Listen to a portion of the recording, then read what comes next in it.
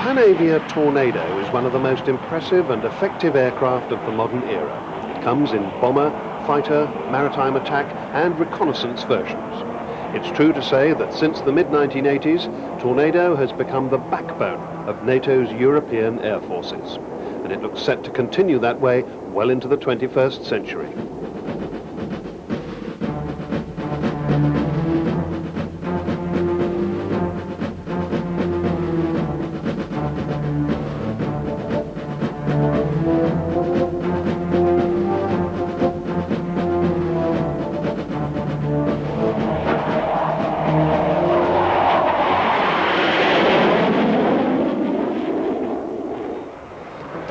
The thinking behind the Panavia Tornado dates back to the early 1960s. Since the late 50s, the British Royal Air Force had provided the bulk of NATO's European deterrent bomber force in the shape of the three V-bomber types.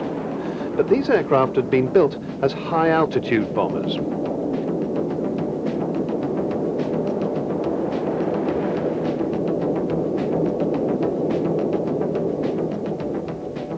In 1960, after the shooting down of Gary Power's U-2 spy plane, new tactics had to be developed. The V-bombers found themselves operating under all the rigors of low-level flight.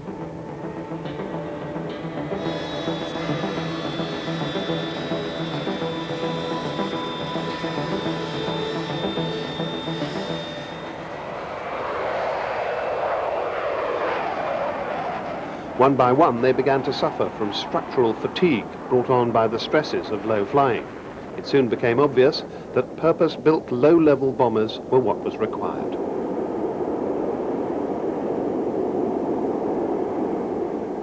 Two major Europe-wide decisions now had a profound effect on future military strategy.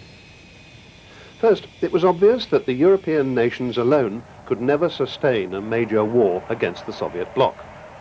So most of Western Europe resorted to collective security, relying heavily on the American military presence. Second, most European countries decided not to increase their defense budgets. Britain, however, chose to go it alone. It designed and produced an advanced low-level nuclear strike aircraft which could respond to a Soviet advance across Central Europe.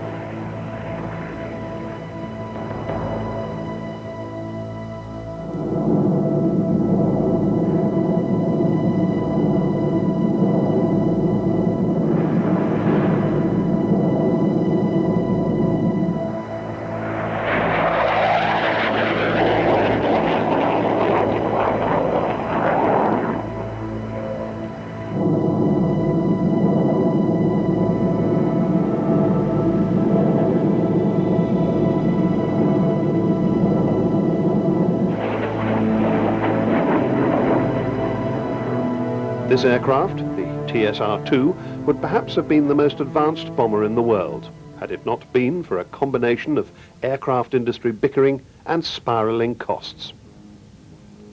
TSR-2 was a bold design created by the best brains in British aviation.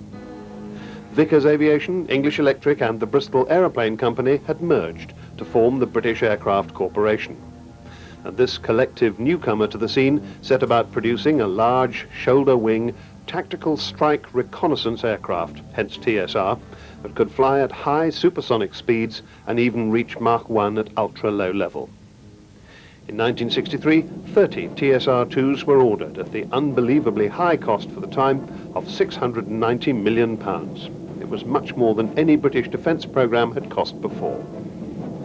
To make matters worse, virtually all of the rest of the British aircraft industry had merged to form a second major conglomerate called Hawker Siddeley.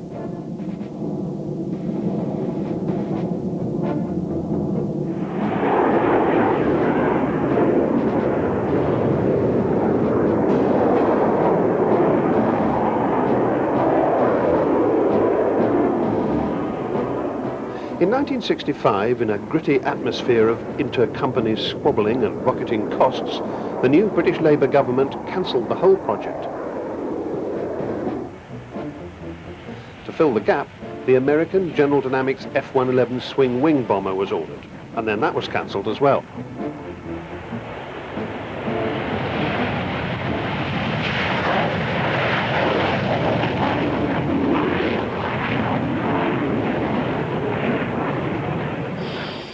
Finally, the RAF was given 2 aircraft as stopgap replacements, the American McDonnell Douglas F-4 Phantom fighter bomber and the British Blackburn Buccaneer. That had been purpose-built for the Royal Navy as a low-level strike bomber.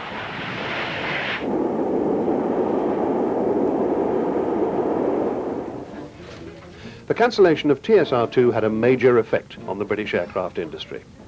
Demonstrated clearly that Britain could not compete alone against the American aviation industry giants.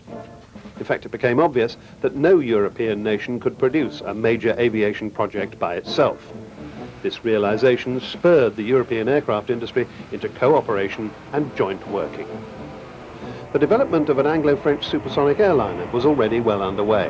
It was one of the few projects that had survived those widespread cuts of the previous decade. It was joined by an Anglo-French fighter bomber design called Jaguar.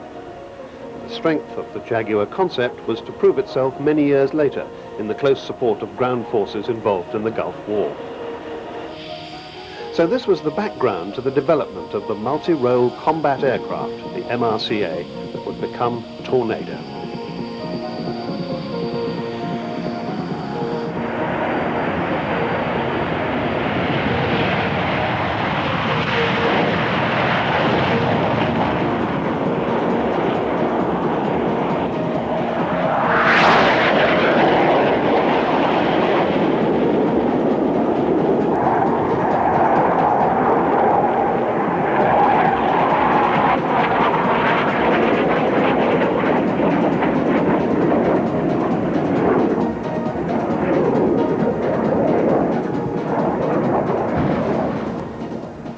The early thinking that eventually led to the MRCA was actually about a replacement for the Lockheed F-104 Starfighter. Britain was not involved at this stage because the Royal Air Force had never been equipped with F-104s. But these thought processes took an unexpected turn when the emphasis moved towards a requirement for bombing and reconnaissance. Now Britain began to take an interest. From the outset, the cost was supremely important. 2 important design considerations meant that the aircraft would only need to be about half the weight and size of the TSR-2, so it would be substantially cheaper. The 2 differences were that the wings would have variable sweepback and the weapons would be carried externally. By the time the final requirements for the aircraft were drawn up, many of the original prospective partners had pulled out. The result was a tri-national concern called Panavia Aircraft. It was run by Britain, Germany and Italy. The main contractors were the British Aircraft Corporation, BAC, Messerschmitt Bölkow Blohm of Germany, MBB, and Air Italia. On the 14th of August 1974, the first of 9 MRCA prototypes flew in Germany.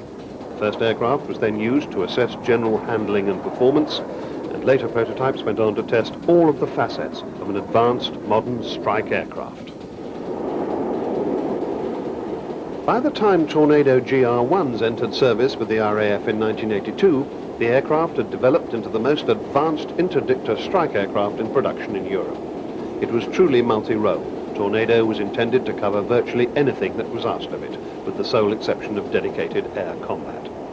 It was expected to take on counter-air operations against airfields, interdiction over the battlefield, close air support, reconnaissance, and even maritime attack, and to do all of those things in all weathers. To fulfill all of those roles, Tornado has to remain undetected by flying at high speed and low level. It protects itself with a selection of self-defense aids, and it's capable of delivering a wide range of weapons.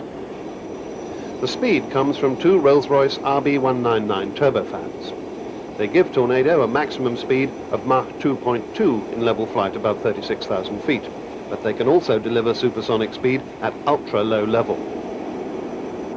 To get under enemy radar, Tornado has automatic terrain-following radar. Low-level attack avionics allow it to press home attacks at night and in conditions that would ground many other combat aircraft.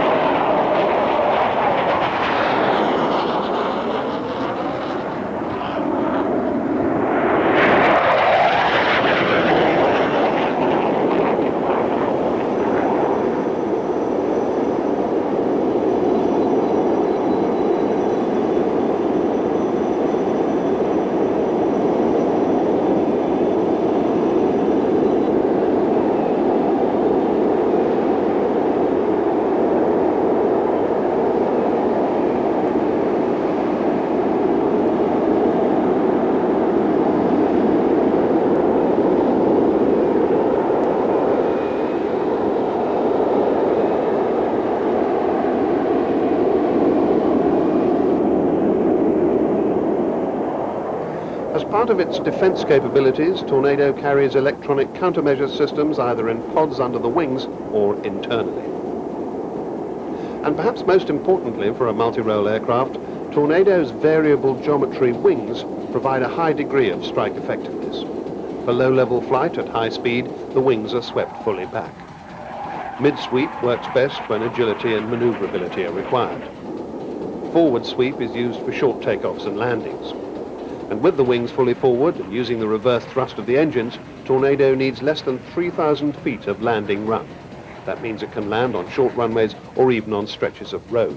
It's also able to use parts of damaged airfields and dispersed bases. After a sortie, a Tornado can be turned around in about 40 minutes, even when targets are changed. They can actually change a complete engine within that time as well. Tornado has two cockpits. The pilot flying the aircraft and monitoring the systems sits at the front. The navigator is also the weapons systems operator, and he or she sits at the back. The navigator loads the mission data into the computer systems, and then, by operating the screens on either side of the radar, he or she has control over the mission route plan. During a mission, the navigator also controls all the air-to-ground weapons. Laser and radar ranging provide the accuracy that's needed for delivering weapons. That was amply demonstrated in 1984 when crews from 617 Squadron won the prestigious bombing and navigation competition that's run by the US Air Force. That kind of accuracy means that on operations, most attacks are successful in a single pass.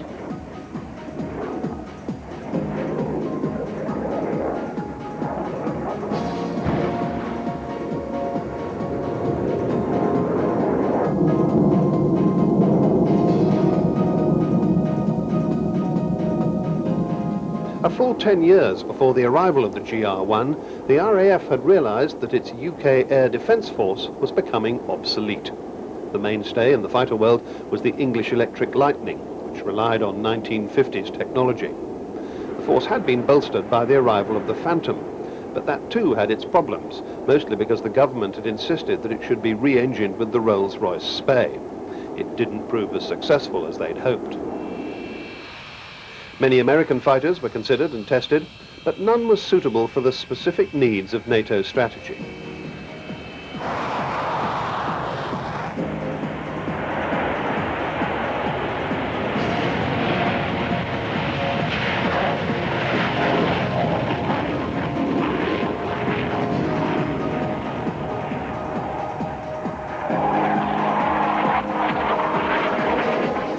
The requirement was for an aircraft that could carry medium-range air-to-air missiles.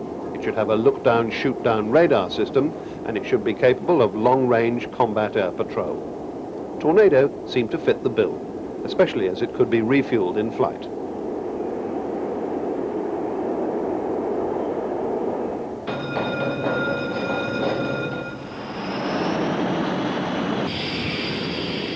So when the first production GR-1s were ordered, 3 prototypes of an air defence variant, the ADV, were commissioned at the same time. The basic design of the aircraft was the same, but there were different avionics and weapons. The Tornado F3 is part of a secure information system that provides data from a wide area supplied by airborne early warning aircraft. Like the GR-1, the F3 is armed with a 27mm Aden gun, but it also carries 2 types of air-to-air missiles. For medium-range attacks, there are 4 Skyflash missiles with classic AIM-9L sidewinders for short-range use. Although the aircraft were built by the same tri-national consortium as the bombers, only the RAF and subsequently the Royal Saudi Air Force ordered them. The next version of the Tornado is the GR-1A, the reconnaissance variant. Otherwise known as the ECR, for Electronic Combat and Reconnaissance, the GR-1A uses an emitter location system to detect and identify enemy radar. The ECR Tornadoes carry AGM-88 high-speed anti-radiation missiles, and more recently, the advanced long-range anti-radiation missiles, HARM and ALARM for short. Both of them are dedicated to destroying enemy radars. Tornado was originally developed to counter the threat from the Soviet Union. The battlefield would have been the great central plains of Europe. where it was expected that Soviet tanks would roll across the frontier into West Germany. They'd have been supported by Soviet aircraft, and it was the mounting airfields for those aircraft that would have been amongst the Tornado targets. But in 1989, everything changed. The breakup of the Soviet Union and the fall of communism led to profound changes in NATO's defense policy. Almost overnight, the main enemy was seeking peace, and the whole basis for the West's thinking had become redundant. The British government sought to take advantage of the so-called peace dividend by drastically reducing its defense expenditure. Reductions were proposed that would cut the size of the RAF to its lowest level for 50 years. The plan, called Options for Change, was presented to Parliament on the 25th of July 1990. 1 week later, Iraq invaded Kuwait. Saddam Hussein's Iraqi forces seemed poised to take over the Kingdom of Saudi Arabia and thus strangle the West's oil supplies. As the United Nations passed resolutions condemning the act of aggression, British and American air bases prepared to rush reinforcements to Saudi Arabia and deter further Iraqi incursions. The priority was to send fighters and airborne early warning aircraft. On the 11th of August 1990, RAF Tornado F-3 fighters landed at Dhahran in Saudi Arabia. They immediately began flying combat air patrols along the Kuwait border. At that point, the coalition forces were vastly outnumbered by the Iraqi Air Force. That was equipped with highly capable Soviet-built MiG-29s, MiG-25s, and French Mirage F-1s. Over a period of 4.5 months, coalition forces in the Gulf were built up on a massive scale. The American code name for this reinforcement was Operation Desert Shield. The RAF's contribution was called Operation Granby. Tornado was the backbone of the RAF in the Gulf. The 18 F-3 fighters were soon joined by a formidable force of 62 GR-1 bombers. The Middle East was a vastly different operating environment from the Northern European theatre where so many RAF aircrew had trained to fight. However, their training had emphasized flexibility. They were ready for the tasks ahead. One thing that was still important for the Tornado crews was low-level training. But now, in a complete change from their former German environment, their speed and their noise were unrestricted. They flew at high subsonic speeds, hugging the sand dunes to stay below that lethal enemy radar coverage. These Tornado infrared camera shots show how extreme the conditions could be. In December 1990, the United Nations passed a resolution to liberate Kuwait. When Iraq failed to comply with the UN's demands, Operation Desert Shield became Desert Storm. At 1:30 on the morning of the 17th of January 1991, Tomahawk cruise missiles were fired from US warships in the Persian Gulf. They were followed by wave after wave of coalition bombers hitting radar stations and communications. Any Iraqi aircraft that resisted was shot down if it wasn't already fleeing from the battle. The RAF Tornadoes had a special task in this vast scenario. They were to fly in at ultra-low level and destroy Iraq's airfields with the runway-busting JP-233 bombs. These bombs had been specially designed to deliver many small munitions. Some concrete-penetrating bombs would crater the runways, and then mines would hamper repair operations. But this type of attack required the aircraft to fly directly over the target. Despite the intense darkness, the heavy flak, and vicious attacks from surface-to-air missiles, most of the Tornado raids were successful. However, the scale of the anti-aircraft defenses was such that 3 Tornadoes were shot down on 3 successive nights. Day 4 of the campaign brought a switch in tactics. Tornadoes went to medium-level attacks, flying at around 10,000 feet and using free-fall bombs against airfields and other targets. Playing a largely unsung combat support role, the RAF tanker force was essential to the British war effort. The tankers ensured that each combat aircraft went into action with a full fuel load, and crucially at precisely the time specified by their operational orders. Each heavily armed Tornado needed 2 refuelings on the way to its target and 1 on its way back. That meant that the tankers had to fly near or even in Iraqi airspace to wait for the returning Tornadoes. But having seen a number of aircraft go out and perhaps 1 less return, the tanker crews felt the loss of the Tornadoes just as keenly as the bomber crews themselves. One of the true success stories of the Gulf War was the use of precision-guided munitions, the so-called smart bombs. Back at home, viewers watching the air war on television were stunned by the accuracy with which these weapons could hit a target, apparently without any damage to the surrounding area. Some of the most enduring images of the war were those of laser-guided bombs going down ventilation shafts. RAF Tornadoes began to drop laser-guided bombs, LGBs for short, on the 2nd of February 1991, some 2 weeks into the campaign. LGBs detect the splash of laser light reflected off the target, that light coming originally from an airborne laser designator. Initially, the veteran Buccaneer provided this service for the Tornadoes. The Tornado-Buccaneer duo became deadly, hitting bridges and hardened air shelters and even Iraqi runways with unerring accuracy. 8 days later, the Tornado force became operational with its own airborne laser designator, the GEC Marconi Tiled Pod, Thermal Imaging Airborne Laser Designator, that stands for. Once air superiority had been established, the plan called for air attacks on tactical targets to soften up the battlefield prior to the land campaign. RAF Jaguars attacked the Iraqi army in Kuwait. As fighter bombers in the Second World War had harried German forces, so the Jaguars blew up ammunition dumps and fuel stores, missile sites and tanks. At 0400 on the 24th of February, the coalition ground troops moved in.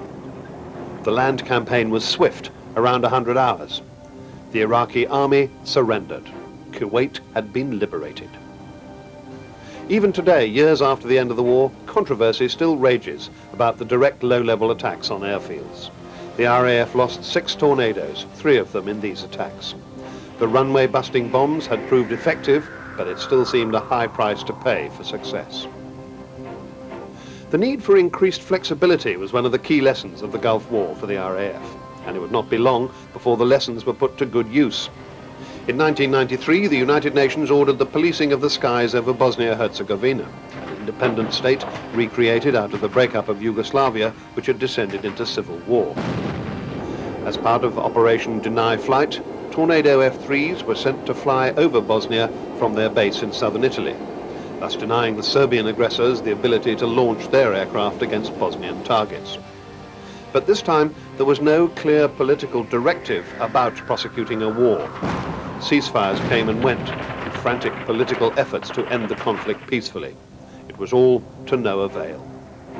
By the summer of 1995, it was time for the UN to take direct action against the Serbs with Operation Deliberate Force. Serb gunnery positions and ammunition depots and communications installations were the targets for precision bombing. Once again, the laser-guided bombs showed their value in taking out key targets. More recently, the RAF and the Luftwaffe have received new versions of the Tornado. The GR-1B, a maritime attack aircraft, uses the German MBB Cormoran and the British Aerospace Sea Eagle anti-ship missiles. They're launched at standoff range and they then home onto the target with their built-in radar seekers. Finally, the RAF is expecting to receive the new GR-4 bomber version with its so-called midlife update to the original GR-1. It'll have GPS navigation, improved weapon systems including Paveway 3, that's the latest generation of US laser-guided bombs. There's also a new head-up display and a new under-nose forward-looking infrared system. The GR-4 will also be completely tiled capable, so it won't need other aircraft to provide laser designation. The penalty for all of this is that it loses its terrain-following radar. More than 900 Tornadoes have been built. They continue to provide NATO, the Royal Air Force, the Luftwaffe and the Italian Air Force with top-quality frontline aircraft. The recent changes will ensure that Tornado stays in service well into the 21st century as a proven combat aircraft in all of its many and varied roles.